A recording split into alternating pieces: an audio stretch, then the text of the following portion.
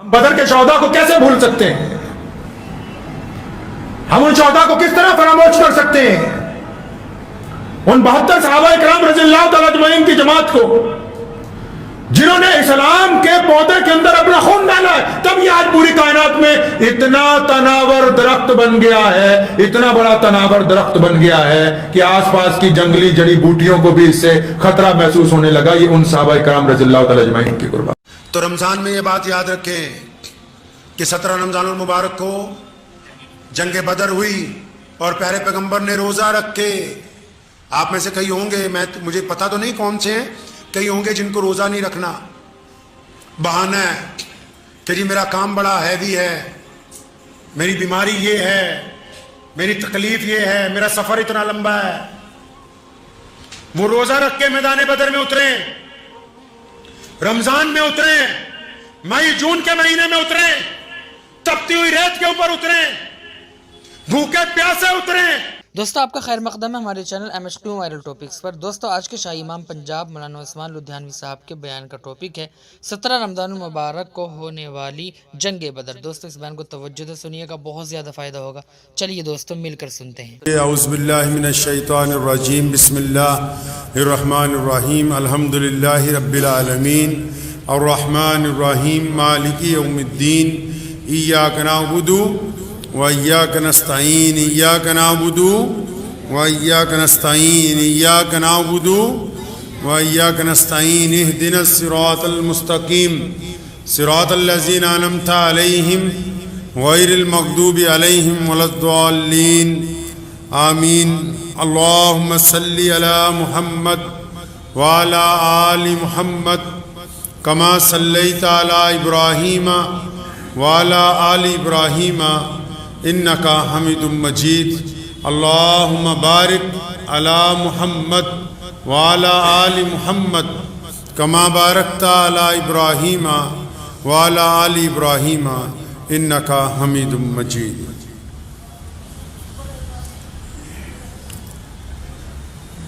فنا فی اللہ کی مظہر میں بقا کا راز مضمر ہے۔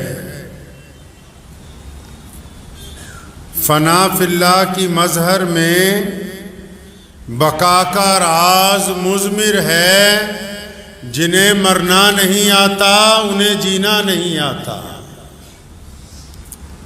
رمضان المبارک کی مقدس ساعتیں چل رہی ہیں اور رمضان المبارک کے ماشاءاللہ فضائل، قرآن پاک کی تلاوتیں، سحری اور افطاری کے بہترین کھانوں کا انتظامات تیزی سے ہو رہے ہیں۔ یہ بھی بتایا جا رہا ہے کہ زکوٰۃ وقت پر ادا کر دی جائے، فطرہ جو ہے اس کی بھی اقسام بیان ہو رہی ہیں۔ افطاری کروانے کا ثواب بھی پتہ لگ گیا ہے، سحری کی کیا برکت ہے اس کے اوپر بھی گفتگو ہو چکی ہے۔ ان تمام باتوں کے درمیان اگر کوئی ذکر رہ گیا بھی تو وہ پیارے نبی حضرت محمد رسول اللہ صلی اللہ علیہ وسلم کے جانب سے یوم فرقان یعنی کہ جنگ بدر کے اس دن کا ذکر ہے جو رمضان المبارک میں سن 2 ہجری کے 17 رمضان المبارک کے دن وہ جو واقعہ پیش آیا ہے۔ بہت سارے لوگوں نے سوچا کہ رمضان تو صرف سحری کا نام ہے، ایک بہترین افطاری کا نام ہے، رمضان تو صرف راتوں کو اٹھ کے عبادت کرنے کا نام ہے، رمضان تو بس صرف ایک دوسرے کے ساتھ مصافحہ کرنے کا نام ہے۔ لیکن جب پیارے نبی حضرت محمد رسول اللہ صلی اللہ تعالیٰ علیہ وسلم کی تاریخ کو پڑھتے ہیں، محمد رسول اللہ کی سیرت کو پڑھتے ہیں، محمد رسول اللہ صلی اللہ علیہ وسلم کے کردار کو دیکھتے ہیں، محمد رسول اللہ کے عمل کو دیکھتے ہیں، تو پتہ یہ لگتا ہے کہ شدت کی گرمی کے رمضان میں، ایسے وقت میں جب محمد رسول اللہ صلی اللہ علیہ وسلم کے امن کو، چین کو، ان کے سماجک بھائی چارے کو، ان کی ویوستھا کو جب دشمن نے لگاتار تکلیف پہنچانی شروع کی، تو اسی رمضان المبارک میں کفر اور اسلام کے درمیان پہلی جنگ محمد رسول اللہ صلی اللہ علیہ وسلم نے لڑی ہے۔ جنگ بدر کلمہ لا الہ الا اللہ محمد الرسول اللہ کی تکمیل کرتی ہے۔ دو جنگیں بڑی اہمیت رکھتی ہیں اسلام میں، ایک جنگ بدر اور ایک جنگ احد۔ یہ دونوں اول کلمہ لا الہ الا اللہ محمد رسول اللہ کی مظہر ہیں۔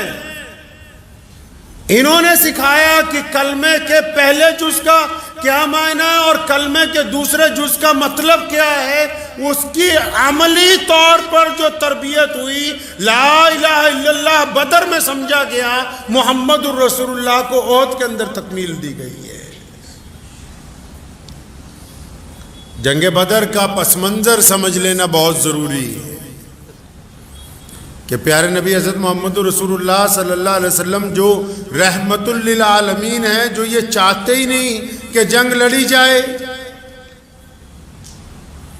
جو پورے عالم کے لیے رحمت بن کے آئے ہیں، پھر رمضان المبارک میں ایسی کون سی بات ہوئی، رمضان المبارک میں ایسی کون سی نوبت آ گئی کہ نبی علیہ السلام کو مدینہ منورہ سے بدر کے میدان تک جانا پڑا۔ دنیا کا ایک قاعدہ ہے، ایک دستور ہے دنیا کا، آج بھی ہے، پہلے بھی تھا، کہ جو شریف لوگ ہوتے ہیں نا، لوگ انہیں بزدل کہتے ہیں۔ دو طرح کے لوگ ہوتے ہیں دنیا میں، ایک کمزور ہوتے ہیں بہت، لیکن ایک طاقتور ہوتے ہیں لیکن صلح پسند ہوتے ہیں، شریف لوگ ہوتے ہیں، اور تیسرا طبقہ بدماشوں کا ہوتا ہے جو دبنگائی دکھانا چاہتے ہیں۔ تو ہمارے پیارے نبی حضرت محمد رسول اللہ صلی اللہ علیہ وسلم صلح پسند طبیعت کے مالک تھے۔ آپ صلی اللہ علیہ وسلم چاہتے تھے کہ جتنے اطمینان کے ساتھ، محبتوں کے ساتھ کام نکلے تو وہی بہتر ہے۔ لیکن جب کوئی صلح پسند ہوتا ہے نا، آج کے دور میں بھی اگر کوئی صلح پسند ہو تو لوگ کیا کہتے ہیں جی؟ پڑوسی کیا کہتے ہیں؟ مخالف کیا کہتے ہیں؟ صلح پسند کو کہتے ہیں یار یہ بزدل ہے، یہ ڈرپوک ہے، اس میں طاقت نہیں ہے، اور پھر اپنی بدماشی کو عروج کی طرف لے کے جاتے ہیں۔ یہی مسلمانوں کے ساتھ ابتدام ہوا جب اسلام دنیا کے اندر آیا۔ پیارے نبی حضرت محمد رسول اللہ صلی اللہ تعالی علیہ وسلم نے اپنے دین کی تبلیغ شروع کی، اور پھر اتنا ظلم ہوا مسلمانوں پر کہ سیدنا حضرت سمیہ رضی اللہ تعالیٰ عنہ کے ٹکڑے کر دیے گئے، اتنا تشدد ہوا کہ بلال کو مارا گیا، اتنا ظلم ہوا کہ خود پیارے نبی حضرت محمد رسول اللہ صلی اللہ علیہ وسلم پر حملے ہونے لگے۔ سیدنا ابوبکر صدیق رضی اللہ تعالیٰ عنہ کو زخمی کیا گیا، عمار بن یاسر کی کھال اتاری گئی، حضرت حبیب بن زید رضی اللہ تعالیٰ عنہ پر تشدد کیا گیا۔ جب زیادہ ظلم ہوا تو مسلمانوں نے سوچا، اللہ نے حکم دے دیا پھر مسلمانوں کو کہ اس ظلم کی بستی سے، مکے سے نکلو اور مدینے کی طرف ہجرت کر جاؤ۔ اب جب ہجرت ہو گئی، مدینہ منورہ پہنچ گئے، تو مکے کے جو کافر تھے، مکے کے جو دشمن تھے، ابو جہل جو قریش کا چودھری تھا، انہوں نے سوچا مسلمان تو ڈر گئے، تو مسلمان مکے سے 350 کلومیٹر دور جا کے مدینہ منورہ میں رہنے لگے۔ تو یہاں سے یہ وہاں جاتے ہیں ان سے پنگا لینے کے لیے، کبھی ان کے اونٹ چوری کر کے لاتے ہیں، کبھی ان کے چرواہوں کا قتل کرتے ہیں، کبھی ان کے کھیت کھلیانوں کے اندر جا کے دخل دیتے ہیں، وہاں دروازے تک پہنچتے ہیں تکلیف پہنچانے کے لیے۔ کیوں؟ کیونکہ ابو جہل کے ذہن میں یہ شاید بات آ گئی کہ محمد رسول اللہ صلی اللہ علیہ وسلم تو مکے سے نکل گئے، ان کی طاقت نعوذ باللہ شاید کمزور پڑ گئی، میں تو بہت بڑا عرب کا بادشاہ ہوں، عرب کا گورنر ہوں، تو میں تو مدینہ تک جا کے ان کو تکلیف پہنچا سکتا ہوں۔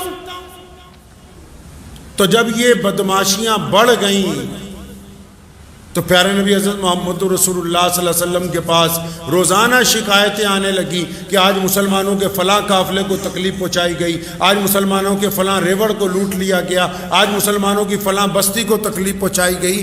تو نبی علیہ السلام نے جب میٹنگ بلائی تو طے یہ ہوا کہ ابو سفیان جو آ رہے ہیں شام سے ایک قافلہ لے کے، اور اس دور میں مکے کے چودھری اس قافلے میں اپنا قیمتی سامان بیچتے تھے، خریدنے بیچنے کے لیے بھی وہ گزرے گا بدر کے قریب سے، تو پہلے اس کو روکا جائے۔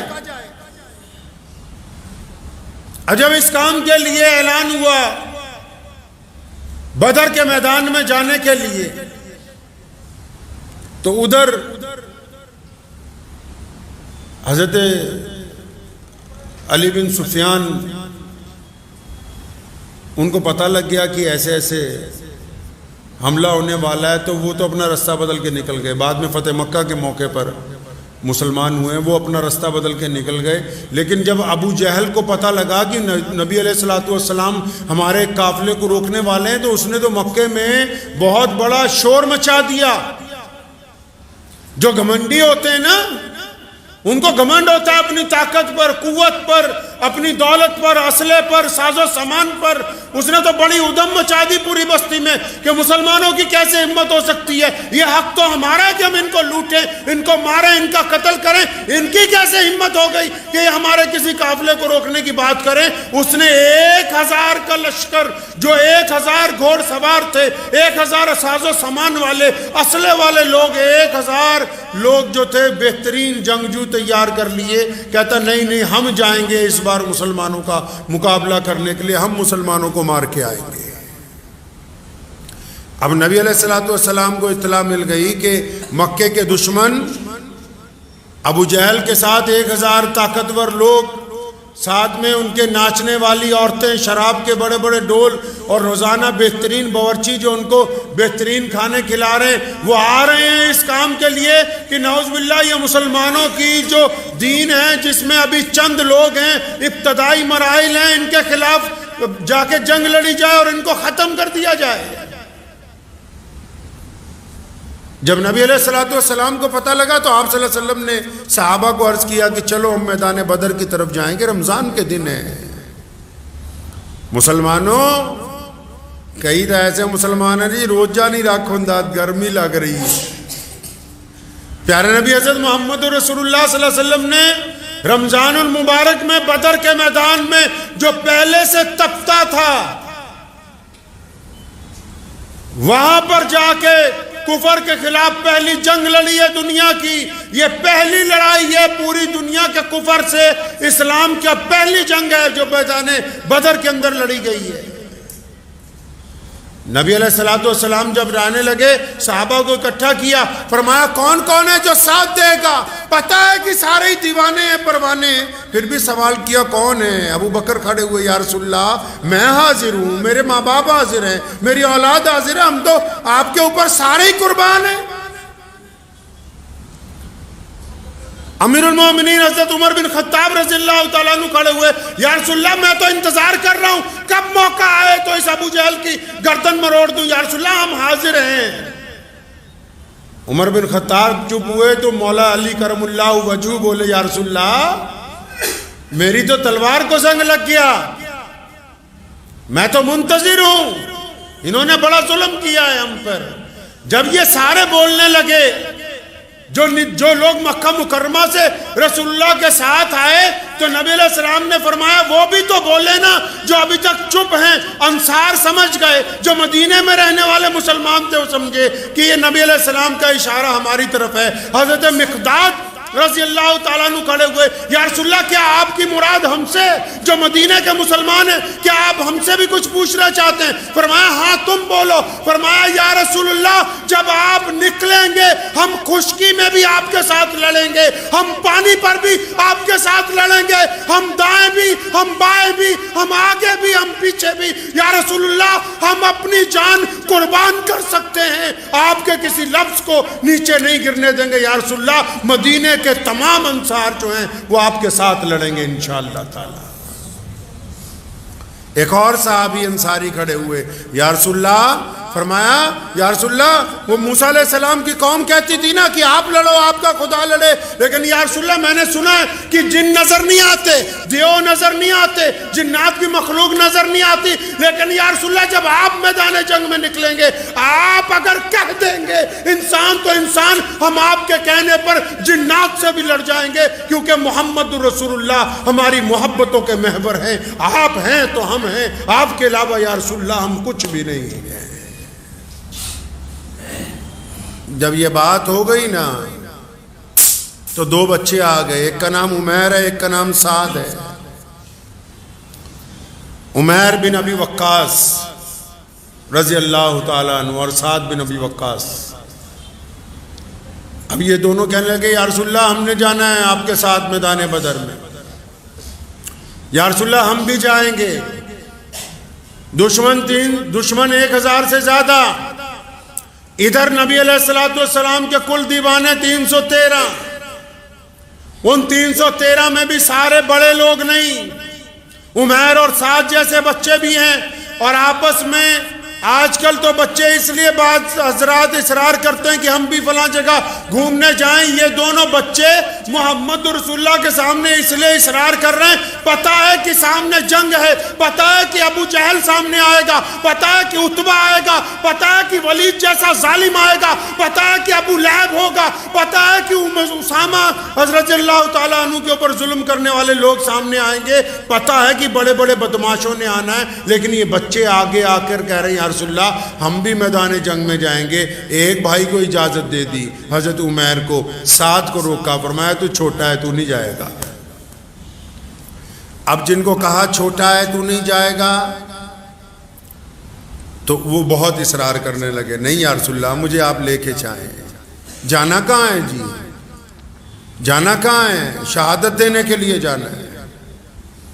جانا کہاں ہے؟ کسی دعوت میں نہیں جانا ہے، کہیں افطار کے لیے کور میں بریانیاں نہیں لگی ہوئی ہیں، کہیں 3 دن کا قرآن ختم ہونے کا تماشا نہیں ہو رہا ہے، جہاں پیچھے بیٹھ کے لوگ خرافات کر رہے ہیں، اور تراویح کی جب باندھی جاتی ہے نیت اور وہ امام جاتا ہے رکوع میں، اس وقت دوڑ دوڑ کے نیتیں باندھ رہے ہیں، وہاں نہیں جانا ہے۔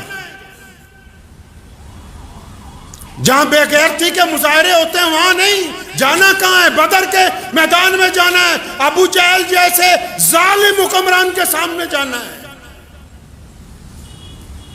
فرمایا نہیں تم بچے ہو نہیں جا سکتے، رونے جیسا منہ بنایا، اور پھر اچانک کہنے لگے یا رسول اللہ، اپنی پنجوں کے بل کھڑے ہو گئے۔ حضرت سعد پنجوں کے بل کھڑے ہو گئے، یا رسول اللہ میں تو عمیر کے برابر ہوں، آپ دیکھیں میرے اور اس کے کندھے ایک برابر ہیں۔ فرمایا نہیں تم بچے ہیں۔ فرمایا رسول اللہ اچھا ایسا کرتے ہیں نا، میں اور میرا بھائی کشتی لڑیں گے، اگر میں نے اپنے بھائی کو نیچے گرا لیا تو ہم دونوں آپ کے ساتھ جائیں گے، اگر میں ہار گیا تو میں گھر واپس چلا جاؤں گا۔ پیارے نبی حضرت محمد رسول اللہ صلی اللہ علیہ وسلم نے فرمایا ہاں ٹھیک ہے چلو کشتی کرو۔ جب کشتی کرنے لگے تو چھوٹے بھائی نے بڑے کے کان میں کہا اللہ کے واسطے تجھے تو اجازت مل گئی ہے، اگر تو گر جائے گا میں بھی تیرے ساتھ جاؤں گا، تو گر گیا تو میں بھی تیرے ساتھ جاؤں گا، ہم دونوں چلیں گے اللہ کے راستے کے اندر۔ اب وہ بڑا بھائی گر گیا، چھوٹا جو ہے اس کے اوپر بیٹھ گیا، تو اللہ کے نبی صلی اللہ علیہ وسلم نے دونوں کو اجازت دے دی، دونوں کو اجازت دے دی۔ ادھر دو بچے اور ہیں، حضرت معاذ اور معوذ رضی اللہ تعالیٰ عنہ، ان کا بھی یہی معاملہ، ایک بڑا بھائی ہے ایک چھوٹا بھائی ہے، دونوں گھر پہ گئے۔ اب شام کا وقت تھا افطار کا، گھر پہ پہنچے تو دیکھا ماں رو رہی ہے، اماں جی کیوں روتی ہو؟ کہ فرمایا نبی علیہ السلام نے مسجد نبوی سے اعلان کیا کون ہے جو آج دین کے لیے میرے ساتھ جائے گا، کون ہے جو اس راستے میں قربانی دے گا، کون ہے جو اللہ کے راستے میں اپنا مال اپنی جان خرچ کرے گا۔ فرمایا سارے مدینے کے مسلمان کچھ نہ کچھ دے رہے ہیں، تیرا باپ زندہ ہوتا تو اور بات تھی، وہ بھی نہیں ہے، ہمارے گھر میں مال بھی نہیں ہے۔ وہ فرمایا ماں تو پریشان کیوں ہوتی ہے، ہم جائیں گے۔ کہنے لگی بیٹا تم بچے ہو۔ فرمایا ہم بچے ضرور ہیں لیکن اماں جی ہمارا ایمان جوان ہے، ہم بچے ضرور ہیں، ہمارا ایمان جوان ہے۔ وہ دونوں بچے بھی میدان بدر میں، یہ دونوں بچے بھی میدان بدر میں۔ اور آج اگر بچے تراویح میں افطاری میں آ جائیں تو اللہ ان متولیوں کو، ان پردھانوں کو اور مسجدوں کے اماموں کو اللہ تبارک و تعالیٰ ان کا دل کھول دے، ذہن کھول دے۔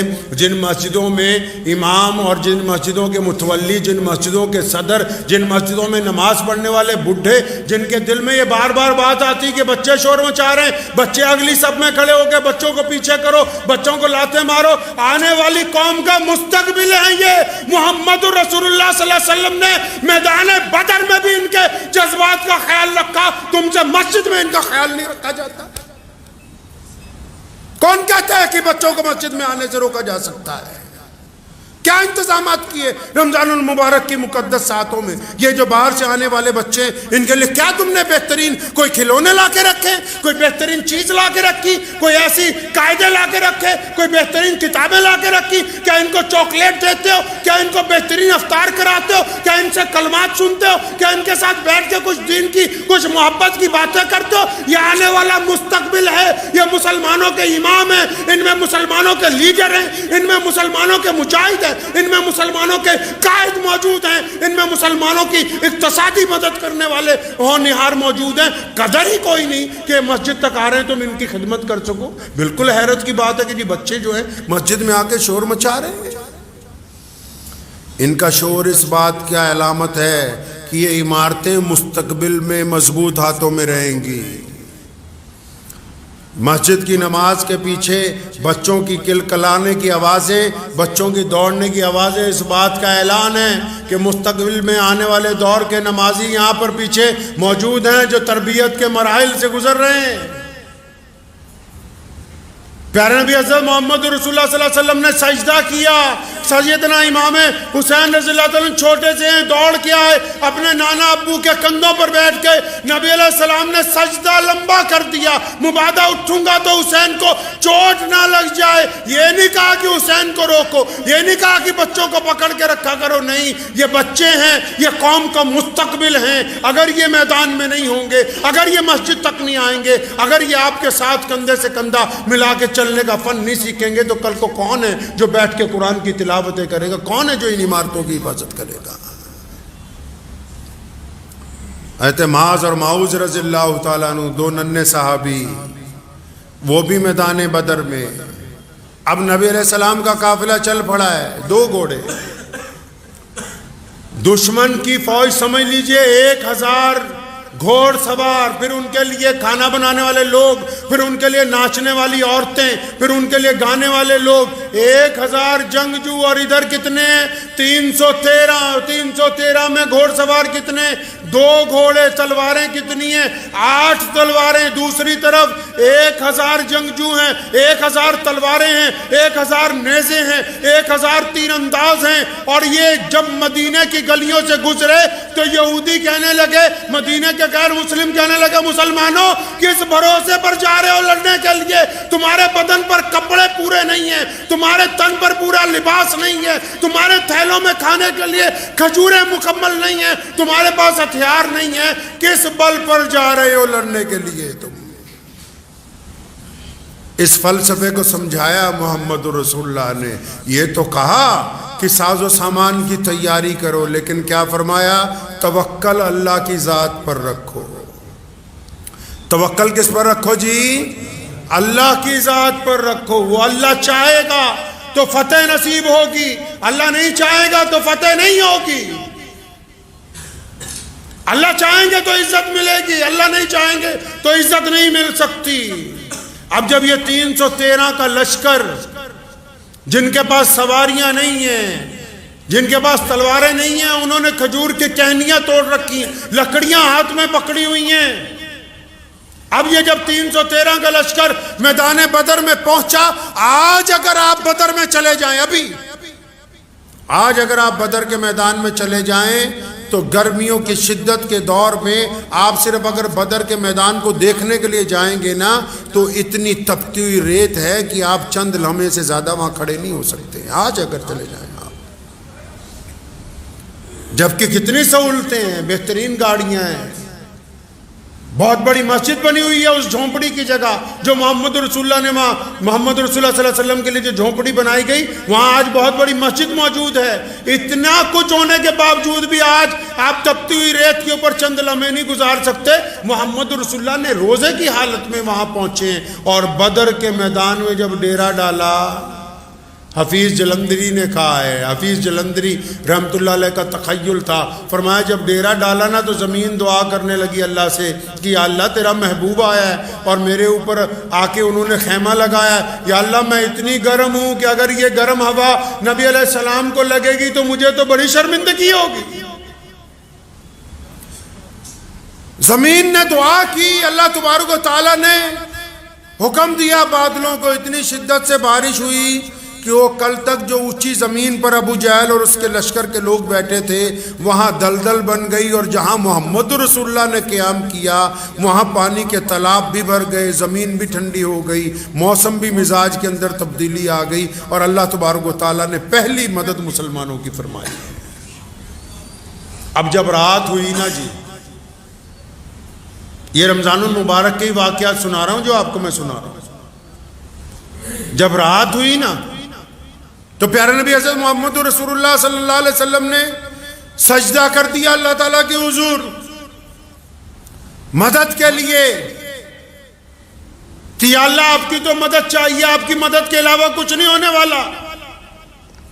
ادھر ابو جہل نے ایک بندے کو بلایا، عمیر نام ہے اس بندے کا، کہنے لگا یار جا کے دیکھ کے تو آؤ مسلمانوں کا لشکر کتنا بڑا ہے، مسلمانوں کے پاس ساز و سامان کیسا ہے، مسلمانوں کے پاس ہتھیار کیسے ہیں، کہتا دیکھ کے تو آؤ جا کے۔ اب پرانے دور میں فوجیوں کے کوئی اسپیشل وردی نہیں ہوتی تھی جس دور میں یہ جنگیں لڑی گئیں، قبیلے والے دوسرے قبیلے کے اندر کوئی ایک آدھا بندہ چلا جاتا تھا پتہ نہیں لگتا تھا۔ اب یہ جاسوس پہنچ گئے مسلمانوں کے لشکر میں، الگ الگ لوگوں کے بیچ میں بیٹھتے ہیں، تھوڑی تھوڑی باتیں کرتے ہیں، باتیں کرتے کرتے جب پتہ لگ گیا کہ بھی یہ کل 313 ہیں اور 313 بھی سارے کے سارے جوان نہیں ہیں، بوڑھے بھی ہیں بیچ میں کئی، اور جوان بچے بھی ہیں کئی، اور کئیوں کے پاس کھانے کے لیے کچھ نہیں، بہتوں کے پاس ہتھیار نہیں۔ پوری فوج کا جب جائزہ لے کے یہ عمیر جب واپس پہنچا نا ابو جہل کے پاس اور جا کے اسے جب بتانے لگا اپنی پوری تفصیل، ابو جہل تو بہت خوش ہو گیا، خوش ہوا بہت۔ سارے چودھریوں کو بلایا جو ساتھ میں آئے ہوئے تھے، سارے چودھریوں کو بلایا، کہنا آؤ ان مخبروں کی بات سنو، یہ تو اتنی پیاری بات بتا رہے ہیں، ہم کو تو صبح جنگ نہیں لڑنی۔ سارے چودھری بھی بڑے حیران ہوئے کہ یہ کیسی بات بتا رہے ہیں، کہتے ہیں انہوں نے بتایا کہ یہ جتنے آئے ہیں نا آدھوں کے تن کے اوپر کے حصے پہ چادر نہیں ہے، ان کے پیٹ بھی اور کمر جڑے ہوئے ہیں بھوک کی وجہ سے، ہتھیار پورے نہیں ہیں۔ اپنے سارے جرنیلوں کو بلا کے ابو جہل نے حکم جاری کیا، کہنے لگا صبح جنگ نہیں ہوگی، سارے اونٹ تیار کرو، بہترین رسیاں منگواؤ، ہم ان سب کو اونٹوں پر باندھیں گے اور مکہ لے کے جائیں گے، اور پھر بیت اللہ کی دیواروں سے باندھ کے ان کو وہاں سزا دیں گے تاکہ دنیا دیکھے کہ یہ ہیں وہ محمد رسول اللہ کے دیوانے جو نیا دین بنانے چلے تھے، لوگ ان کو دیکھیں گے عبرت کے ساتھ۔ کہتا ہے صبح تو ان کو باندھ کے نا اونٹوں پر مکے لے کے چلنا ہے، ان میں تو لڑنے کی طاقت ہی نہیں ہے۔ اب جب ابو جہل نے یہ ماری نا گھمنڈ والی بات، تو وہی مخبر جو یہ بتا رہا تھا کہ مسلمانوں کے پاس ساز و سامان نہیں ہے، کھانے پینے کی چیزیں نہیں ہیں، مسلمانوں کے پاس گھوڑے نہیں ہیں، مسلمانوں کے پاس اونٹ نہیں ہیں، مسلمانوں کے پاس تلواریں نہیں ہیں، اسی مخبر نے کہا ابو جہل کو ٹوک کے، کہنے لگا بات سن، تو کچھ زیادہ ہی ہوا میں آ گیا، تجھے تو غلط فہمی ہو گئی، ابھی تم نے رپورٹ کا آخری حصہ تو سنا ہی نہیں، ابھی تم نے میری پوری کاروائی کی آخری بات تو سنی نہیں، تو آدھی ابھی ہم نے بولی ہے، تو خوش ہو گیا، ڈھول بجوانے لگا، شراب پینے لگا، پہلے بات تو پوری سن لے ہماری۔ تو ابو جہل شراب کے نشے میں کہنے لگا اچھا چلو تم ہی پوری بات بتا دو۔ تو وہ کہنے لگے کہ ہم نے دنیا دیکھی ہے، ہم نے بڑے بڑے ملک دیکھیں، ہم بڑے بڑے قافلوں کے ساتھ سفر کرتے رہے، لیکن ہم جب اس میں گئے ہیں مسلمانوں کی اس 313 کی فوج میں، اگر بچے کے پاس بیٹھے وہ بھی ایک بات ہی کہتا ہے کہ فدا کا محمد، کہ میں تو رسول اللہ پر جان دینے آیا ہوں، بڈھے کے پاس بیٹھے وہ بھی کہتا ہے کہ میں محمد کے لیے جان دینے آیا ہوں، جوان کے پاس بیٹھے وہ بھی کہتا ہے کہ میں محمد کے لیے جان دینے آیا ہوں۔ وہ کہتے ہیں ابو جہل یہ مانا کہ ان کے پاس ساز و سامان نہیں ہے، یہ لیکن ایسے زہریلے ناگوں کی طرح بیٹھے ہیں، یہ اتنا تڑپ رہے ہیں، یہ تیرے 1000 کے لشکر سے قوم زدہ نہیں ہے، یہ اپنے نبی کو دیکھتے ہیں اور شہادت کی طرف دیکھتے ہیں، یہ دو ہی باتیں کرتے ہیں، فتح یا شہادت۔ کہنے لگا ابو جہل اس خام خیالی میں نہ رہنا کہ ان کو اونٹوں کی پشتوں پہ باندھنا ہے، ہم تجھے ان کے جذبے کو دیکھ کر یہ مشورہ دیتے ہیں کہ آج کی رات اگر تو اپنی جان بچا کر بھاگ سکتا ہے تو بھاگ جا، ورنہ ان مسلمانوں سے تجھے دنیا کی کوئی طاقت بچانے والی نہیں ہے۔ نعرہ تکبیر، نعرہ تکبیر، ختم نبوت، نعرہ تکبیر۔ اب جب ابو جہل نے یہ بات سنی نا تو بڑی فکر ہوئی، تو کہنے لگا کوئی نہیں، صبح جب جنگ ہوگی تب دیکھیں گے، صبح جب جنگ ہوگی تب دیکھیں گے۔ ادھر محمد رسول اللہ کو دیکھ لیں، محمد رسول اللہ اس جھونپڑی میں سجدہ کیا ہوا ہے، ساری رات کے پہر گزر رہے ہیں، نبی علیہ السلام کبھی سجدے میں جاتے ہیں کبھی بیٹھ جاتے ہیں، اور بار بار دعا ہے کہ اللہ آپ نے کہا تھا کہ میں تیری مدد کروں گا۔ اور ایک بڑی تاریخی بات نبی علیہ السلام نے اس دعا کے دوران کہی، فرمایا الہی اب تک جو میں نے محنت کی ہے وہ ساری کی ساری آج بدر میں موجود ہے، اب تک جو میں نے دین پہنچایا ہے وہ سب کے سب لوگ بدر میں موجود ہیں۔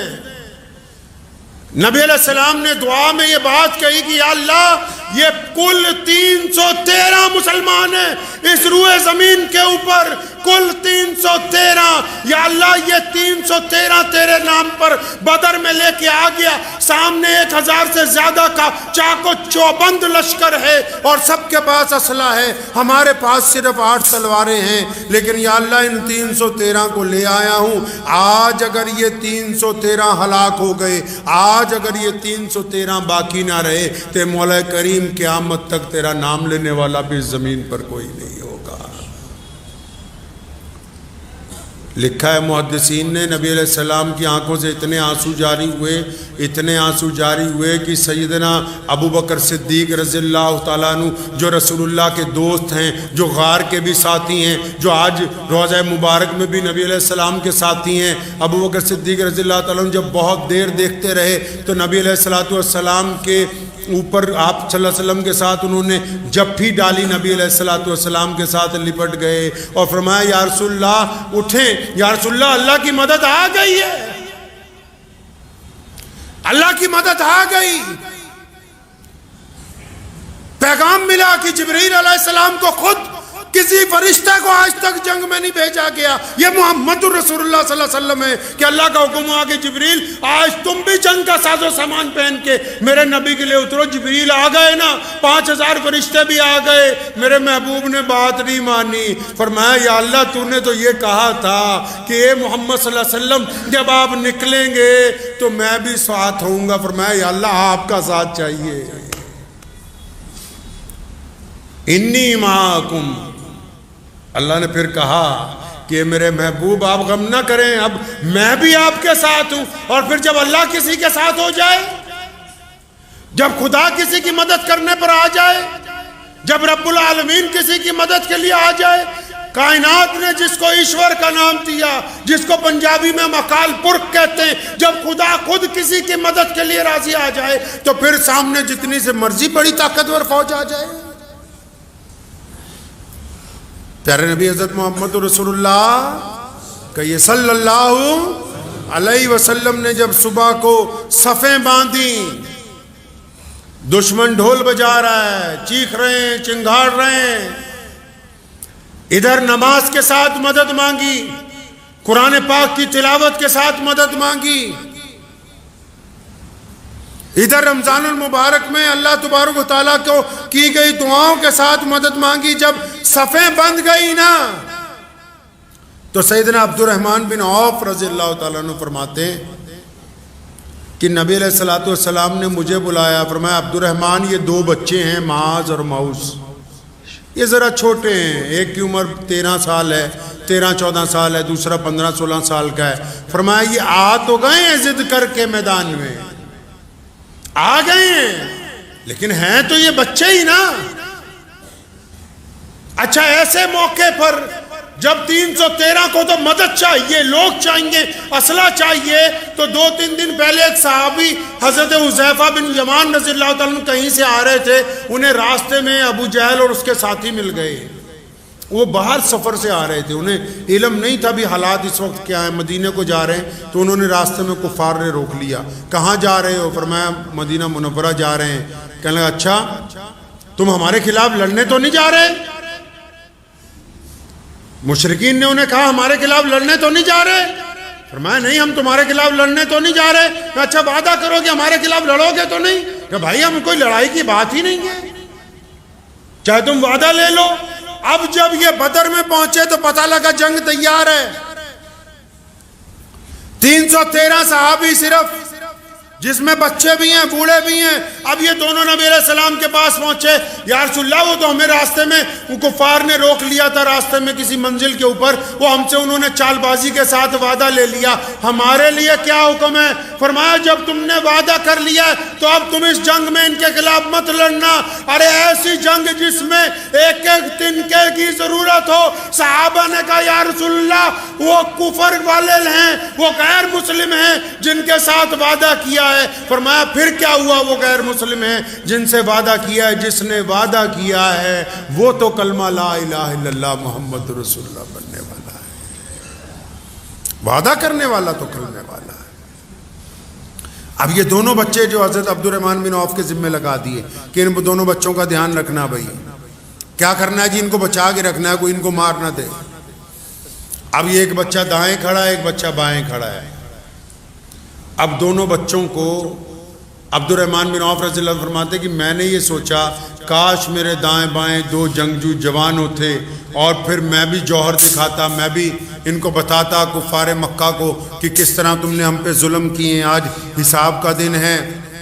تو فرماتے ہیں کہ اتنی دیر میں ادھر سے معاذ نے، ادھر نے معوذ نے، دونوں نے اپنی گردن آگے نکالی اور آنکھوں ہی آنکھوں میں کوئی مشورہ کیا، آنکھوں ہی آنکھوں میں مشورہ کیا۔ مشورہ کر کے دونوں ایک ساتھ پوچھتے ہیں چچا وہ ابو جہل کون ہے ان میں سامنے جو دشمن کھڑے ہیں؟ ہم نے سنا وہ ہمارے پیارے نبی حضرت محمد رسول اللہ صلی اللہ علیہ وسلم کے خلاف بری باتیں کرتا ہے مکے میں بیٹھ کے، تو چچا یہ جو سامنے دشمن نظر آتے ہیں ان میں ابو جہل کون سا ہے؟ عبد الرحمن بن عوف فرماتے ہیں رضی اللہ تعالیٰ عنہ، فرمایا میں نے ابو جہل کو دیکھا وہ اپنی فوجوں کے آگے آگے ان کی ترتیب میں کچھ کر رہا تھا، تو میں نے انگلی کے اشارے سے دونوں بچوں کو دکھایا کہ وہ دیکھو سامنے وہ جو ایک سردار اپنے گھوڑے کے اوپر اکڑ کے ساتھ چل رہا ہے کہ وہی ابو جہل ہے۔ فرمایا بس ابھی اشارہ ہی کیا تھا تو یہ دائیں بائیں سے ایسے دوڑے ہیں جیسے کمان میں سے تیر چھٹ جاتا ہے، اتنی تیزی سے معاذ اور معوذ گئے، حالانکہ بچے ہیں، اپنی تلواریں نکالی، جاتے ہی ابو جہل کی دونوں ٹانگیں کاٹ دی، گھوڑے سے نیچے گرا لیا، گردن پر سوار ہو گئے۔ فرمایا اچھا تو ہے جو محمد رسول اللہ صلی اللہ علیہ وسلم کے خلاف بولتا تھا؟ نعرہ تکبیر! نعرہ تکبیر! اسلام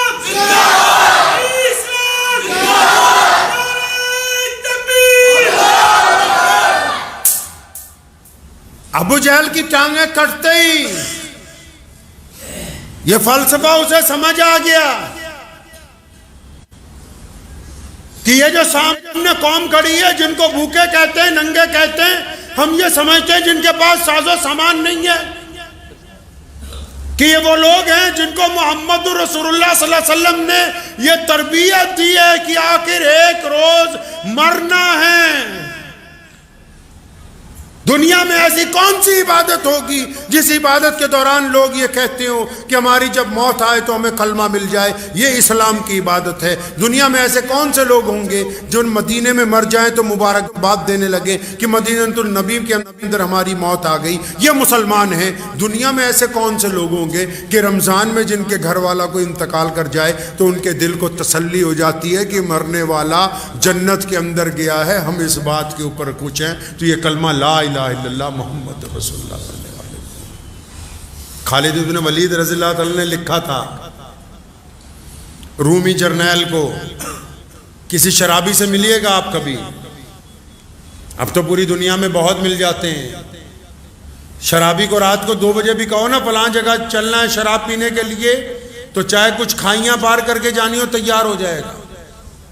جان سے زیادہ شراب سے پیار ہوتا ہے شرابی آدمی کو۔ رومیوں نے جب مسلمانوں پر حملہ کیا، خالد بن ولید نے بس اتنا لکھا، انہوں نے لکھا تھا کہ کچھ ساز و سامان لے لو، ہمارا لشکر کئی لاکھ ہے، اپنی جان بچاؤ اور بھاگ جاؤ۔ خالد بن ولید رضی اللہ عنہ نے لکھا تھا، فرمایا جس طرح تم شراب کو عزیز سمجھتے ہو اس طرح کلمہ لا الہ الا اللہ محمد رسول اللہ پڑھنے والے لوگ اپنی موت کو عزیز سمجھتے ہیں۔ ابو جہل نیچے گر گیا۔ عطا اللہ شاہ بخاری رحمۃ اللہ علیہ فرمایا کرتے تھے، تھا تو کافر لیکن بزدل نہیں تھا۔ جب اس کی گردن اتارنے لگے نا، ایک بڑے صحابی کو بلا کے لائے، جب گردن اتارنے لگے پتہ کیا کہنے لگا؟ کہنا تھوڑی نیچیوں کٹیو، تھوڑا نیچے سے کاٹنا کہنے لگا۔ مکے میں چھوا چھوت بہت تھی نا، برادری واد بہت تھی، تو حضور صلی اللہ علیہ وسلم کے اس صحابی نے پوچھا اچھا نیچے سے کیوں؟ فرمایا جب گردنیں رکھی جائیں گی نا تو میری گردن کچھ اونچی ہو، پتہ لگے کسی سردار کی گردن ہے۔ عطا اللہ شاہ بخاری رحمت اللہ علیہ فرمایا کرتے تھے، تھا تو کافر لیکن یہی کر کے تو نہیں نہ مرا، بزدل تو نہیں تھا۔ تو میدان بدر میں حضرت مولا علی کرم اللہ وجہ فرماتے ہیں کہ بدر کی بھٹی جب گرم ہو گئی، شدت کے اوپر جب پہنچ گئی، اور جب دشمن کو یہ خام خیالی تھی کہ ان بھوکے لوگوں کو ہرایا جا سکتا ہے، ان کمزور لوگوں کو ہرایا جا سکتا ہے، جب تیز بھٹی میں فرمایا جب جنگ اپنے عروج پر ہوتی تھی اور میں لڑتے لڑتے یا کوئی صحابی تھک جاتا تھا تو فرماتے کہ اگر ہم کسی کے پیچھے جا کے تھوڑی دیر سانس لیتے تھے تو پیارے نبی حضرت محمد الرسول اللہ صلی اللہ علیہ وسلم۔ میدان جنگ میں بھی اگر کوئی سب سے آگے تھا، میدان جنگ میں بھی صحابہ کی صفوں میں آگے اگر کوئی ذات کھڑی تھی تو محمد رسول اللہ صلی اللہ علیہ وسلم کی ذات تھی، جو پوری دنیا کے قائدین کو، جو پوری دنیا کے رہنماؤں کو، جو پوری دنیا کے لیڈران کو یہ پیغام بھی ساتھ میں دے رہی تھی کہ جب قوموں کے اوپر کوئی پریشانی آتی ہے، جب کوئی بات ہوتی ہے تو ان کا لیڈر پیچھے نہیں ہوتا، ان کا لیڈر ان کے آگے ہوتا ہے۔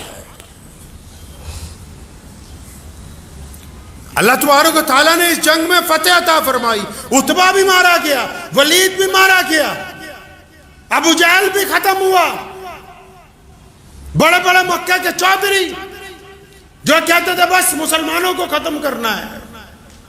اب جب جنگ ختم ہو گئی، جنگ جیت لی، قیدی بھی بنا دیے گئے، قربان جائیں محمد رسول اللہ صلی اللہ علیہ وسلم پر۔ کیا بات فرمائی؟ صحابہ نے کیا کہا؟ صحابہ نے کیا کہا؟ نبی علیہ الصلوۃ والسلام نے کیا فرمایا؟ ہم لوگ کوئی بڑا کام کر لیتے ہیں کیا کہتے ہیں؟ ہمارے دائی حضرت مولانا مفتی کلیم صدیقی صاحب مدظلہ علیہ، اللہ تبارک و تعالیٰ نے ان کی رہائی کے حکم فرما دیے، ہائی کورٹ سے حکم جاری ہو گیا اللہ کے فضل کے ساتھ۔ تو بہت سارے لوگ انگلی کٹوا کے شہیدوں میں نام آنے لگا کہ جی ہماری جماعت نے یہ کر دیا، کہتے فلاں نے یہ کر دیا۔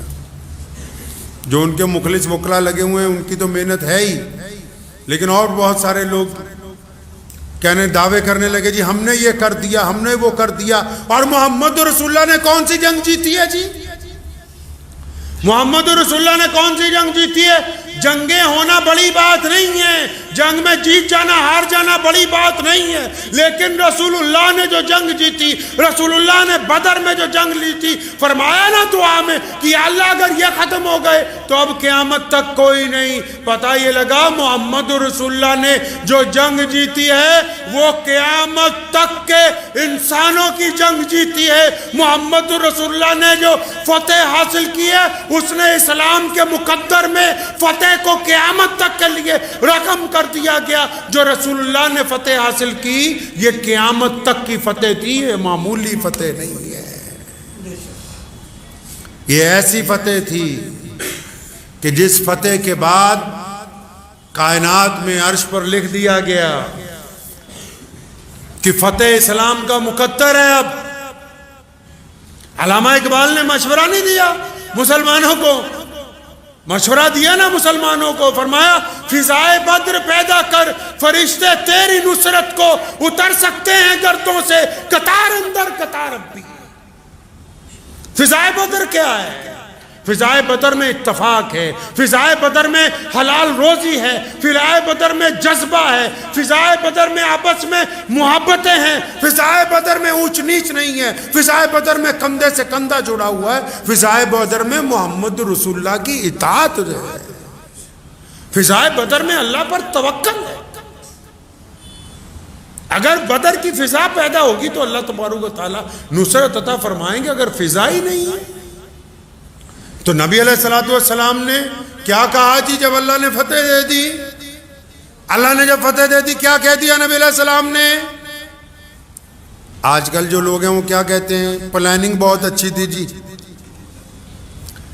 ہم نے کام ہی بہت اچھا کیا، سیٹنگ بڑی بڑھیا تھی، یہ جنگ تو چھوڑو، یہ بریانی کھا لینا تو بعد میں اسی کی تعریفیں کرتے رہتے ہیں۔ اللہ معاف فرمائے، میں ایک دفعہ دہلی جانا ہوا، ہمارے ہاں بچپن سے یہ مزاج نہیں، ہمارے والد شیر اسلام مولانا حبیب الرحمان صاحب لدھیانوی رحمۃ اللہ علیہ اور دادا حضرت مولانا مفتی محمد احمد لدھیانوی رحمۃ اللہ علیہ نے ساری زندگی یہ سمجھایا کہ عزت کی روٹی کیسی ہوتی ہے، عزت کی زندگی کیسی ہوتی ہے۔ محمد رسول اللہ نے فرمایا اللہ تعالیٰ کو طاقتور مومن پسند ہے، کمزور نہیں۔ تو ایک دفعہ دہلی جانا ہوا تو شادی کے بعد تو 20-25 لوگ بیٹھے، تو وہ ماشاءاللہ آدھا گھنٹہ بریانی کی تعریف ہو رہی ہے، نہاری کی تعریف ہو رہی ہے، نان کھتائی کی تعریف ہو رہی ہے۔ اتنا وقت ہے تمہارے پاس؟ اتنا وقت ہے کہ کھانوں کی تعریف کے اوپر 2-2 4-4 گھنٹے صرف ہو رہے ہیں، سحری اسی میں ہو رہی ہے، ساری رات گزار دی اسی میں کہ کمال کر دیا جی، مزہ بہت آ گیا، یہ ہو گیا وہ ہو گیا، اللہ اکبر۔ کام کیا عطا فرمایا، کرنا کیا تھا، پہنچ کہاں پر گئے ہیں؟ کوئی بریانی کھانا سنت ہے؟ نہاری کھانا سنت ہے؟ قورمے کھانا سنت ہے؟ نبی علیہ السلام نے رمضان میں فاقے نہیں کیے، نبی علیہ السلام نے اپنا پیٹ کاٹ کر دوسروں کو کھانا مہیا نہیں کروایا۔ جن کو امامت دی گئی پوری دنیا کی، وہ محلے کی امامت کے اوپر ہی لڑ رہے ہیں آپس میں ایک دوسرے کے خلاف، جن کو پتہ ہی نہیں کہ جنگ بدر کا فلسفہ یہ نہیں ہے کہ آپ ہر جگہ لڑتے پھرو۔ جنگ بدر کا فلسفہ یہ ہے کہ عزت سے زندگی گزارنا اسلام کا دستور ہے، وقار کے ساتھ زندگی گزارنا اسلام کا شعار ہے۔ جنگ بدر یہ پیغام دیتی ہے، نبی علیہ السلام نے اس لیے جنگ لڑی کیونکہ ابو جہل اور اس کے حواری چاہتے تھے کہ پوری دنیا کے اندر ظلم کا بول بالا ہو۔ وہ یہ چاہتے تھے کہ عبادت گاہ میں امیر اور غریب اکٹھے نہ آئے، وہ یہ چاہتے تھے کہ مظلوم اور بڑا اور چھوٹا، کالا اور گورا ایک صف میں نہ کھڑے ہوں۔ بدر کے میدان کی جنگ اس لیے ہوئی کیونکہ وہ ظلم کے پرستار تھے، بدر نے یہ پیغام دیا، اور وہ قومیں جو قومیں اپنے شہیدوں کو بھول جائیں وہ زندہ رہتی، جو اپنے شہداء کو بھول جائیں، جو اپنے بزرگوں کو بھول جائیں، اپنے اکابرین کو بھول جائیں، اپنے بڑوں کو بھول جائیں، وہ قومیں زندہ رہتی ہیں۔ جن کو صرف کھانے پینے کی اشیاء یاد رہیں، جو قومیں صرف کھانے پینے پر لگی رہی، ان کو دنیا میں کوئی یاد نہیں کرتا۔ سیدنا ابو بکر صدیق رضی اللہ تعالیٰ عنہ آج ہر دل میں اس لیے کیونکہ انہوں نے قربانی دی ہے۔ بلال رضی اللہ تعالیٰ عنہ جیسا غلام آج مسلمانوں کے سر کے تاج اس لیے کیونکہ محمد رسول اللہ کی پیروی کی ہے۔ تو اتنا وقت لگا دیا کہ بہترین کھانوں پر کوئی ذکر ہی نہیں کہ کون پڑھ رہا ہے کون نہیں پڑھ رہا، کوئی ذکر ہی نہیں کہ کون مظلوم ہے کون نہیں ہے۔ سارا دستور میخانہ بدلا ہوا ہے پورے کا پورا۔ نبی علیہ السلام کو میدان کے اندر جب فتح ہوئی کیا کہا؟ آج جب مولانا کلیم صاحب مدجلو کو ضمانت مل گئی، لوگ کیا کہہ رہے ہیں، جماعتیں کیا کہہ رہی، محمد رسول اللہ میدان بدر میں کیا کہتے ہیں؟ دونوں کی بات میں زمین آسمان کا فرق ہے۔ شیطان نے کیا کہا؟ کہنا میں چنگا ہے، انا خیر منہ۔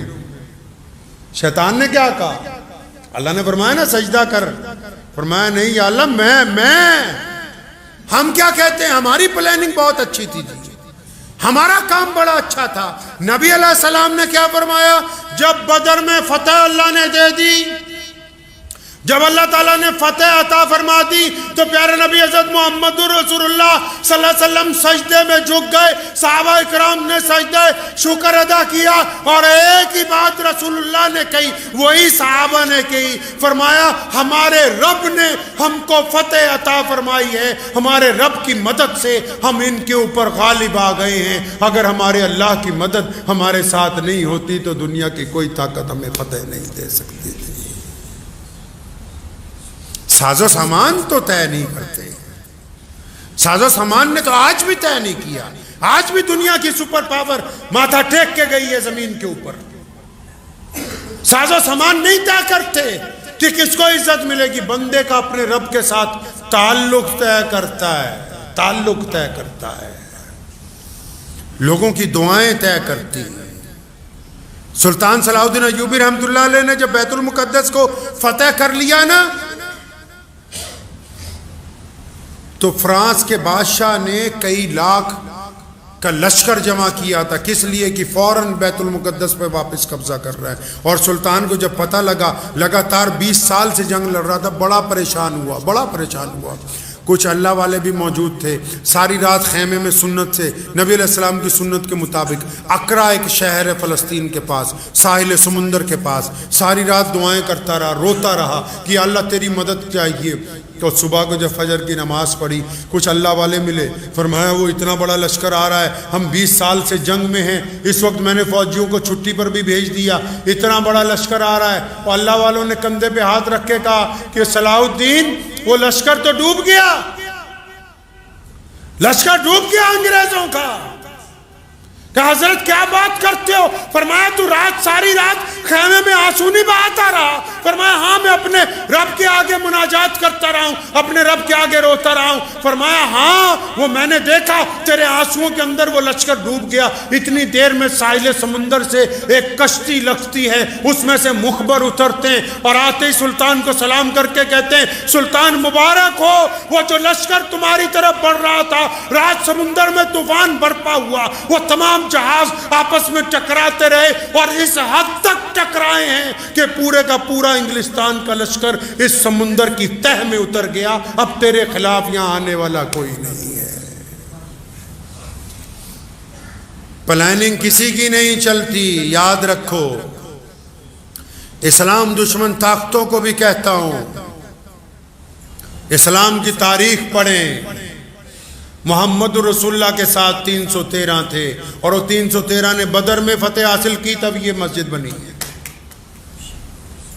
اگر ہم بدر کا میدان نہ جیتتے تو آج ہم کلمہ لا الہ الا اللہ محمد رسول اللہ پڑھنے والے نہ ہوتے، اگر ہم نے بدر نہ جیتا ہوتا تو بیت اللہ میں نماز نہیں ہوتی، اگر ہم نے بدر نہ جیتا ہوتا تو طواف نہیں ہوتا، اگر بدر نہ ہوتا تو پھر کچھ نہیں ہوتا، کیونکہ محمد رسول اللہ نے بدر کا میدان جیتا۔ اس لیے جہاں سے سورج نکلتا ہے اور پھر جہاں پر ڈوبتا ہے سارا دن اللہ اکبر کی اذانیں ہوتی، کیونکہ محمد رسول اللہ نے میدان بدر میں فتح حاصل کی۔ نعرہ تکبیر،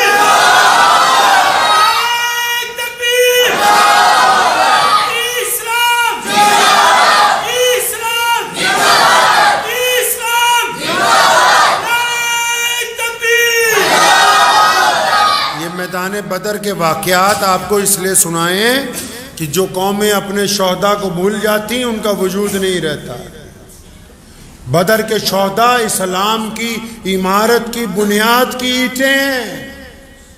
میدان بدر کے شہداء اسلام کی عمارت کی بنیاد کی اینٹیں۔ اللہ تبارک و تعالیٰ نے عزت عطا فرمائی ہے، اور کبھی ذہن میں نہ یہ بات رکھنا، آج بھی بہت ساری جگہ فسادات ہو جاتے ہیں، بہت سارے لوگ اکٹھے ہو جاتے ہیں، جو لوگ زیادہ تعداد میں اکٹھے ہوتے ہیں وہ سمجھتے ہیں کہ ہم نے فتح حاصل کر لی۔ کوئی تعداد کسی پر فتح حاصل نہیں کر سکتی، کوئی تعداد کسی پر فتح حاصل نہیں کر سکتی۔ بس یہ ہے کہ ہم سچے سچے صاف ستھرے مسلمان بننے کی کوشش کریں، انشاءاللہ تعالی بنیں گے انشاءاللہ۔ رمضان میں روزے بھی رکھیں، اپنے معاملات بھی کریں۔ اسلام نے کہا ہے اچھا مسلمان وہ ہے جو روزہ رکھ کے اپنے معاملات نپٹاتا ہے۔ یہ نہیں بس روزہ رکھ کے سو جاؤ، بس روزہ رکھ کے چگلیاں کرتے رہو، روزہ رکھ کے گپے مارتے رہو، نہیں، روزہ رکھ کے جو رزق حلال لاتا ہے وہ مرد کلندر ہے۔ کلندر وہ تھوڑی ہوتا ہے جس نے زیادہ تسبیحاں پہن لی، زور زور سے کے اندر اللہ اللہ کر رہا ہے زور زور سے، وہ نہیں کلندر۔ کلندر وہ ہے جو روزہ رکھ کے بھی رزق حلال بھی کماتا ہے، خود بھی کھاتا ہے، دوسروں کو بھی کھلاتا ہے، وہی کلندر ہے جو خود بھی بانٹتا ہے، دوسروں کو بھی بانٹنے کی تلقین کرتا ہے۔ تو وقت بھی ہو گیا ہے، دعا کیجئے کہ اللہ تبارک و تعالی رمضان المبارک کی ان ساتوں میں، یہ بدر کے دن چل رہے ہیں، یہ بدر کے دن چل رہے ہیں رمضان المبارک میں، اور یہ دوسرا عشرہ ہے، اللہ تبارک و تعالیٰ سے مغفرت مانگ لیں، اللہ تبارک و تعالیٰ کو راضی کر لیں، اور اللہ راضی ہونا ہے ہمارے عمل سے انشاءاللہ تعالیٰ، کریں گے انشاءاللہ، ہمارے عمل سے اللہ تعالیٰ راضی ہوں گے۔ دعا کریں کہ اللہ تعالیٰ مجھے بھی اور آپ سب کو بھی ان باتوں پر عمل کی توفیق عطا۔ یوم بدر کے مقدس ایام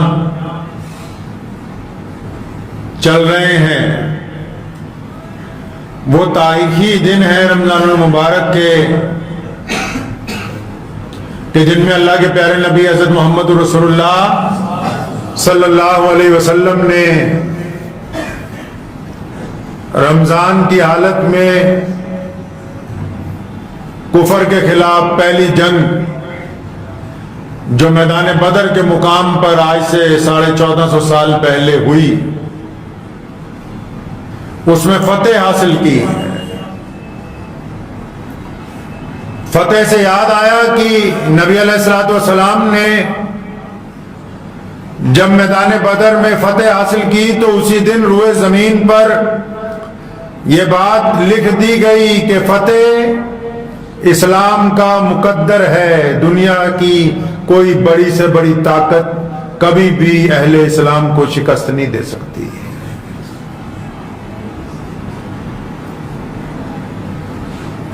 نبی علیہ الصلوۃ والسلام کا رمضان کیسا گزرا، وہ دن کیسے تھے؟ میں بچپن سے بہت چھوٹا تھا تو یہاں آگے بیٹھ کے اپنے والد مرحوم شیر اسلام مولانا حبیب الرحمان لدھیانوی رحمۃ اللہ علیہ کی تقریریں سنا کرتا تھا۔ تو یوم بدر کے جب دن آتے تھے تو والد صاحب رحمۃ اللہ علیہ بدر کے تمام واقعات کو ہر ایک جمعہ میں تفصیل سے بیان کرتے تھے، کیوں؟ تاکہ اہل اسلام کو یہ بھی یاد رہے کہ ان عبادات کے ساتھ ساتھ روئے زمین پر اسی مقدس مہینے میں نبی علیہ الصلوۃ والسلام نے وہ فتح حاصل کی کہ اگر وہ فتح نہ ہوتی تو خود نبی علیہ الصلوۃ والسلام نے فرمایا, کسی اور نے نہیں, خود نبی علیہ الصلوۃ والسلام نے فرمایا دعا کے دوران میدان بدر میں, فرمایا یا اللہ یہ 313 جو افراد ہیں جو تیرا نام لیتے ہیں, میں ان کو لے کے میدان بدر میں آ گیا ہوں. سامنے کفر کی ساری طاقت ہے, سپر پاور ہے سامنے. اور رسول اللہ صلی اللہ علیہ وسلم نے دعا کی تھی کہ اللہ ہم آ گئے ہیں, یہ 313 بھی آ گئے ہیں, آج اگر ہمیں فتح حاصل نہ ہوئی تو آج اگر ہم سب لوگ اس جنگ کے اندر کام آ گئے تو پھر قیامت تک اس زمین کے اوپر تیرا نام لینے والا کوئی نہیں ہوگا. جن لوگوں کو رمضان المبارک کے مقدس مہینے میں یوم بدر یاد نہ رہے, وہ کس طرح یہ بات یاد رکھ سکتے ہیں کہ ہم نبی علیہ الصلوۃ والسلام کی پیروی کرنے والی امت ہیں. دنیا میں وہ قومیں, وہ ملک, وہ معاشرے, وہ سماج زندہ رہتے ہیں جو اپنے آباء و اجداد کو یاد رکھتے ہیں, جو اپنے شہداء کو یاد رکھتے ہیں, جو اپنے لیے قربانی دینے والوں کو یاد رکھتے ہیں, جو اپنے بڑوں کو یاد رکھتے ہیں. جو قومیں اپنے شہداء کو بھول جاتی ہیں ان کا وجود ختم ہو جاتا ہے دنیا میں سے.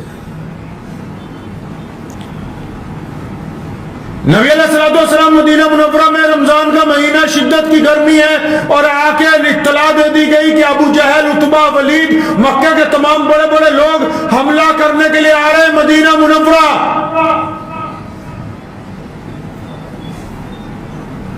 اور آپ اسلام کی تاریخ پڑھیں, کیا خوبصورت باتیں نبی علیہ السلام نے کہی ہیں. فرمایا ہم جنگ کی تمنا نہیں کرتے, ہم جنگ کی تمنا نہیں کرتے, ہم لڑنا نہیں چاہتے, لیکن فرمایا جب کوئی جنگ کرنے کے لیے ہمارے دروازے تک آ جائے تو پھر ہم پیچھے نہیں ہٹتے ہیں. مکہ مکرمہ میں ظلم کیا, نبی علیہ الصلوۃ والسلام کے اوپر اذیتیں پہنچائی, سیدنا بلال کو مارا, عمار بن یاسر کو مارا, سیدنا ابوبکر صدیق رضی اللہ تعالیٰ عنہ پر تشدد کیا گیا ہے. ارے بڑے بڑے لوگوں کو وہاں مارا مکہ مکرمہ میں. اور جب مکہ چھوڑ کے مسلمان مدینہ منورہ آ گئے, مدینہ منورہ میں چاہتے ہیں کہ یہاں سکون سے زندگی گزاریں, چین سے زندگی گزاریں, اللہ تبارک و تعالیٰ کی عبادت کریں, سماج کو اچھا بنائیں, لیکن مدینہ منورہ کی سکون والی زندگی بھی مکے کے کافروں کو اچھی نہیں لگتی, تو وہ جبرن مکے سے نکل کے مدینے پر حملہ کرنے کے لیے آ رہے ہیں. یہ جنگ بدر کا پس منظر ہے, اس کی وجہ ہے. دنیا کے کفر نے اس وقت سوچا, نبی علیہ الصلوۃ والسلام کے دور میں جو سپر پاوریں تھیں, کیسر و کسرا, پرویز, مکے کا سب سے بڑا گنڈا ابو جہل, ابو لہب, عتبہ, ولید, انہوں نے سوچا کہ محمد رسول اللہ صلی اللہ علیہ وسلم کے چاہنے والوں کی تعداد تو ابھی انگلیوں پر گنی جا سکتی ہے, ہم تو لاکھوں ہیں, ہزاروں ہیں, ہماری تعداد نہیں گنی جا سکتی. آپ اسلام کی اس سنہری تاریخ کو اٹھا کے جب کبھی پڑھیں گے تو آپ کا ایمان پختہ ہوگا, اللہ اور اس کے رسول صلی اللہ علیہ وسلم پر یقین پختہ ہوگا, محمد رسول اللہ صلی اللہ علیہ وسلم سے عشق و محبت میں اضافہ ہوگا.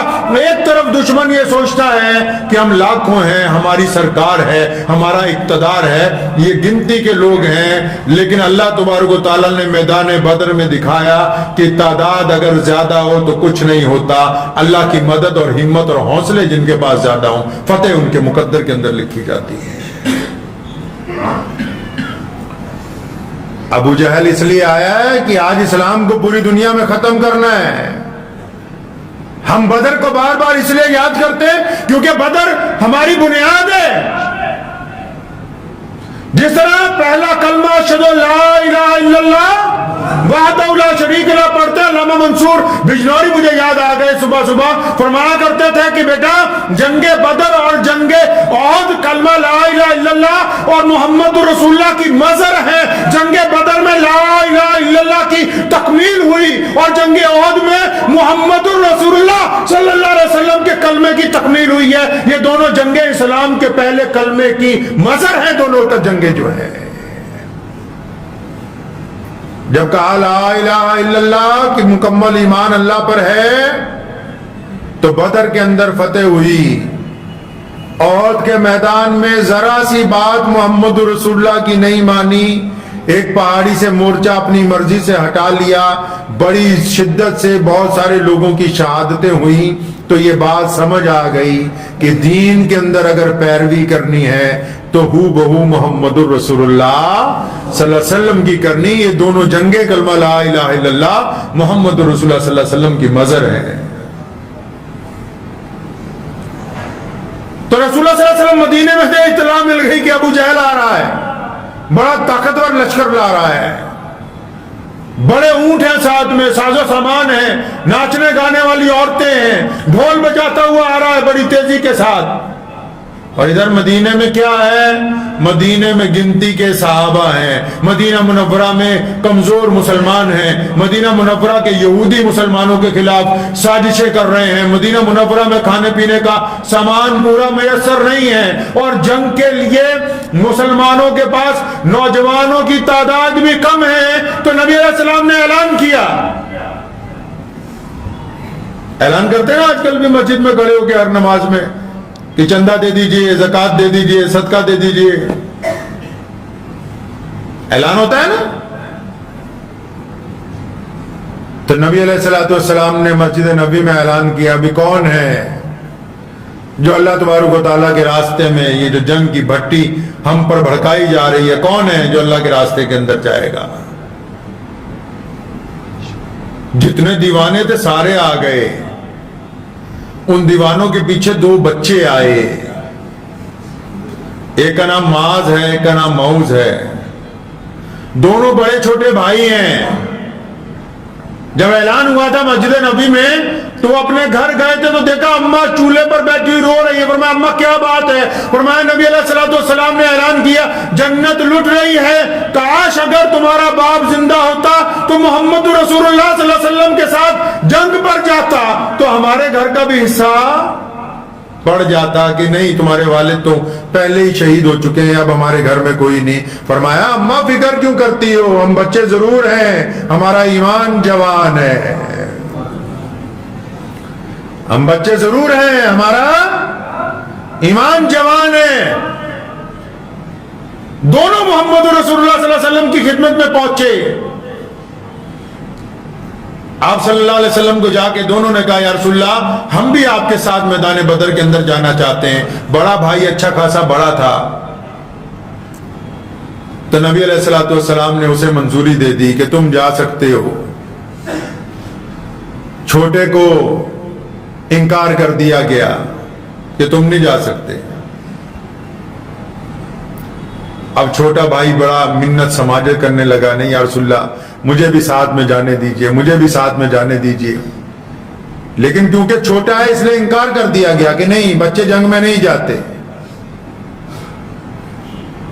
اتنے میں اچانک چھوٹا کہنے لگا یا رسول اللہ میں تو اپنے اس بڑے بھائی سے بھی زیادہ پاور والا ہوں, میرے جسم میں اس سے زیادہ بھی طاقت ہے, آپ کہیں تو ہم کشتی لڑ لیتے ہیں, اگر میں اپنے بھائی کو گرا دوں تو میں بھی اس کے ساتھ جاؤں گا, اگر میں اس کو نہیں گرا سکا تو میں واپس گھر چلا جاؤں گا. کس بات کے لیے کشتی ہے؟ قربانی دینے کے لیے. یہ آج کل کے نوجوانوں کی طرح نہیں کہ گلے میں بالی ڈال کے اور گلے کے اندر چینی ڈال کے کان میں بالیاں ڈال کے مسجدوں کے اندر پہنچے ہیں. ایسے نہیں اسلام ہم تک پہنچا ہے. جو اچھے خاصے مرد عورتیں بننے کی کوشش کریں. چھوٹے بھائی نے کہا کہ میں کشتی لڑوں گا. نبی علیہ السلام مسکرائے, اجازت دے دی. اب جب کشتی شروع ہوتی ہے تو چھوٹا بھائی بڑے کے کان میں کہتا ہے کہ بھائی اللہ کے واسطے آپ گر جائیں, آپ اگر گر جائیں گے تو مجھے بھی محمد رسول اللہ صلی اللہ علیہ وسلم کے ساتھ جنگ میں جانے کا موقع مل جائے گا. چنانچہ بڑا بھائی کو گرا دیتا ہے کشتی کے اندر اور دونوں بھائیوں کو جنگ بدر کے اندر جانے کی اجازت مل جاتی ہے. عبد الرحمن بن عوف کہتے ہیں نبی علیہ الصلوۃ والسلام نے مجھے کہا، اب آ تو گئے ہیں بچے، فرمایا مجھے کہا کہ ان دونوں بچوں کا دھیان رکھنا، جنگ میں آ تو گئے ہیں یہ، جب جنگ اپنے عروج پر ہونے والی ہوتی ہے تو جنگ تو تباہی لے کے آتی ہے، جنگ کسی مسئلے کا حل نہیں ہے۔ لڑائی کے ساتھ زمینیں فتح کی جا سکتی ہیں، دل فتح نہیں ہوتے۔ لڑائی کے ساتھ کسی کو قتل کیا جا سکتا ہے، قوموں کو ڈرایا نہیں جا سکتا۔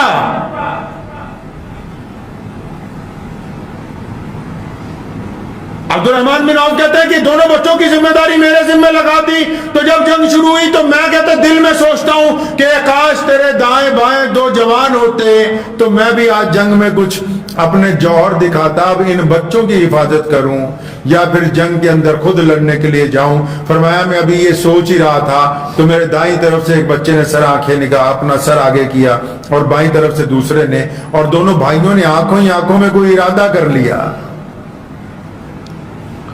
آنکھوں ہی آنکھوں میں ارادہ کر لیا۔ دونوں نے ایک وقت مجھ سے پوچھا ہے چچا اس جنگ میں ابو جہل کون سا ہے جو نعوذ باللہ ہمارے نبی حضرت محمد رسول اللہ صلی اللہ علیہ وسلم کی شان میں بے ادبی کرتے آئے ہیں؟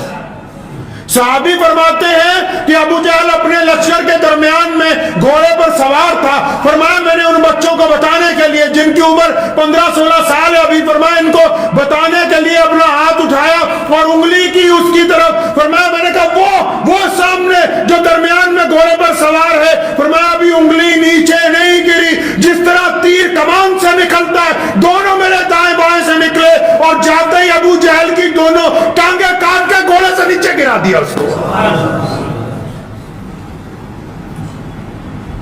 فرمایا تو کیا سمجھتا ہے کہ محمد رسول اللہ صلی اللہ علیہ وسلم کے ساتھ بدزبانی کرے گا؟ وہ سوچتے تھے کہ کاش میرے ساتھ جوان ہوتے تو میں جوہر دکھاتا، بچوں نے دشمن کے سرگنا کو میدان بدر میں نیچے گرایا ہے۔ اور یہیں پر بس نہیں ہے، حضرت معاذ رضی اللہ تعالیٰ عنہ جنگ کر رہے تھے، ان کا ایک بازو جو ہے اس کے اوپر دشمن نے اتنی زور سے مارا ہڈی ٹوٹ گئی۔ اب جب یہ لڑتا ہے تو ٹوٹا ہوا بازو درمیان میں آتا ہے۔ میدان بدر میں واقعات تو بہت سارے اولو العزم واقعات ہیں، بدر میں جبرائیل اترے ہیں لڑنے کے لیے، بدر میں محمد رسول اللہ صلی اللہ علیہ وسلم سے اور بڑی شخصیت کائنات میں کون سی ہو سکتی ہے جنہوں نے بذات خود اسلام کا دفاع کیا ہے؟ اسی بدر میں محمد رسول اللہ کی رہنمائی میں یہ بچے جب لڑتے ہیں، جب ایک بچے کی بازو کٹ جاتی ہے اور جب وہ پھر بھی لڑتا ہے، وہ بازو درمیان میں آتی ہے بار بار، تو میدان بدر میں اس بچے نے اس بازو کو اپنے پیر سے دباتا ہے اور پھر اپنی ہی تلوار سے اس بازو کو اپنے ٹوٹے ہوئے حصے سے کاٹ کے علیحدہ کرتا ہے اور اس بدر کے میدان میں کہتا ہے کہ جو چیز اللہ کے دین کے اندر رکاوٹ پیدا کرتی ہو اس کا جسم کے ساتھ کوئی حصہ نہیں ہو سکتا۔ یہ انہوں نے اس لیے کیا کہ ان کو بتانا ہے کل کو بریلوی دیوبندیوں کو، انصاری کو، ایشیوں کو جو ایک دوسرے مسلمانوں کی ٹانگیں کھینچتے ہو، ان کا اسلام میں کوئی حصہ نہیں ہے۔ نبی علیہ الصلوۃ والسلام نے بدر میں فتح حاصل کی، جنگ میں زمین جیتی جا سکتی ہے، لیکن جب قیدی لائے گئے محمد رسول اللہ نے قیدیوں کو معاف کرنا شروع کیا تو پتہ لگا کہ جنگیں صرف زمینیں جیتتی ہیں، کردار انسان کا دل جیتتا ہے۔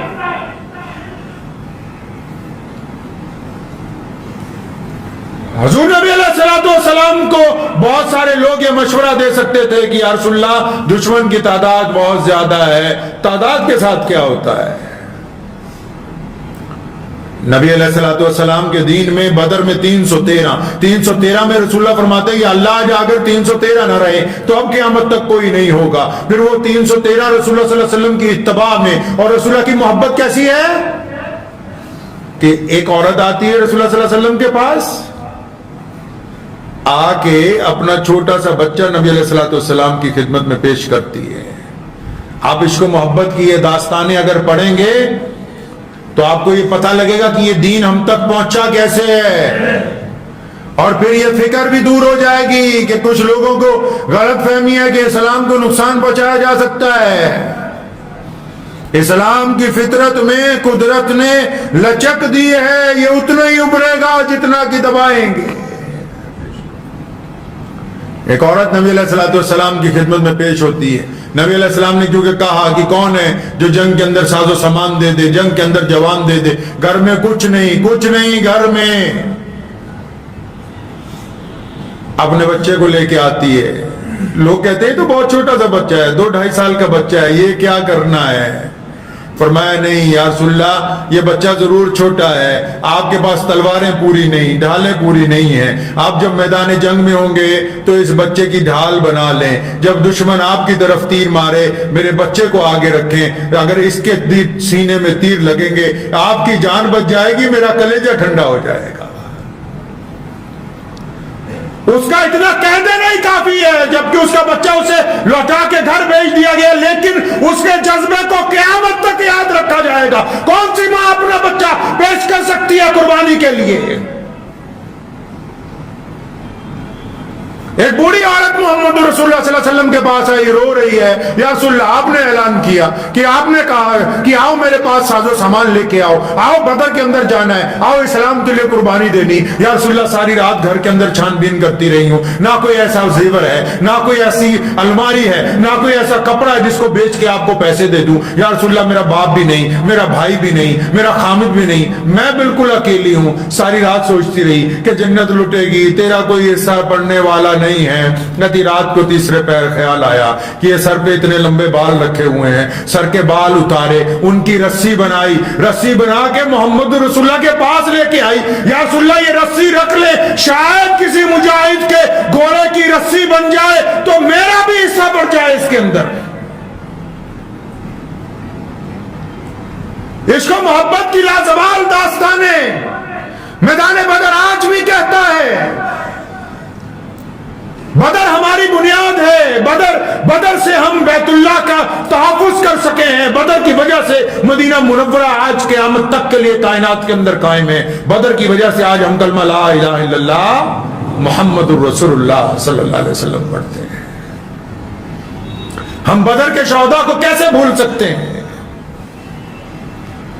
ہم ان شہداء کو کس طرح فراموش کر سکتے ہیں؟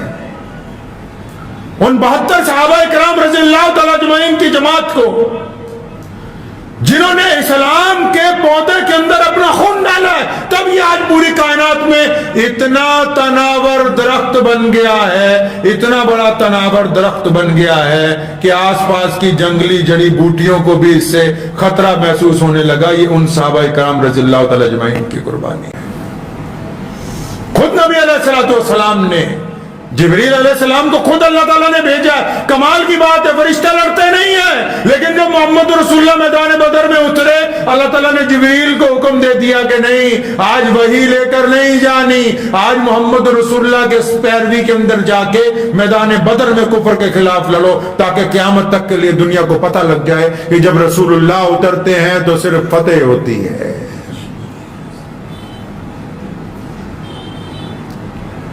17 رمضان المبارک شدت کی گرمی ہے، دشمن نے سمجھا کہ سب کچھ اس کے قبضے میں ہوگا، لیکن تیز بارش اور آندھی نے پانی کا ذخیرہ ہمیں دے دیا۔ اس کے باوجود رات کے وقت جب دشمن کے سپاہی چوری چھپے پانی پینے آتے ہیں تو محمد رسول اللہ پانی پینے دیتے ہیں، انکار نہیں کیا جاتا۔ یہ روایتیں دنیا کو حسن و کردار کی محمد رسول اللہ نے عطا فرمائی۔ لوگ جنگ جیتنے کے بعد ظلم کرتے ہیں، محمد رسول اللہ جنگ جیتنے کے بعد معاف کرتے ہیں۔ لوگ جنگ جیتنے کے بعد گردنیں اتارتے ہیں، محمد رسول اللہ جنگ جیتنے کے بعد عورتوں کے سر پر دوپٹہ رکھنے کا حکم دیتے ہیں۔ لوگ جنگ جیتنے کے بعد گھروں کے اندر لوٹ مچاتے ہیں، محمد رسول اللہ جنگ جیتنے کے بعد غریبوں کو بھی مال تقسیم کرنے کا حکم دیتے ہیں۔ کفر کی جنگ میں اور محمد رسول اللہ کی جنگ میں زمین اور آسمان کا فرق ہے۔ تو امید ہے شاہی امام پنجاب مولانا عثمان لدھیانوی صاحب کا یہ بیان آپ کو بہت زیادہ پسند آیا ہوگا۔ بیان پسند آیا ہو تو ویڈیو کو لائک، شیئر اور چینل کو سبسکرائب کرنا بالکل نہ بھولیے گا۔ چلیے ملتے ہیں کسی اور ویڈیو میں، والسلام علیکم ورحمۃ اللہ وبرکاتہ۔